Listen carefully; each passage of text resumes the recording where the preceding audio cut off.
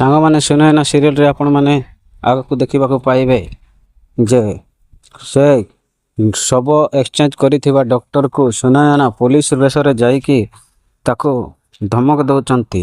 ଯେଉଁ କମ୍ପ୍ଲେନଟା ଏଇଆ ହେଲା ଯେ ଯେଉଁ ଶବ ଗୃହରେ ତୁ ଡେଡ୍ ବଡ଼ିକୁ ଏକ୍ସଚେଞ୍ଜ କରିଛୁ ତୋ ନାଁରେ କମ୍ପ୍ଲେନ୍ ଆସିଛି।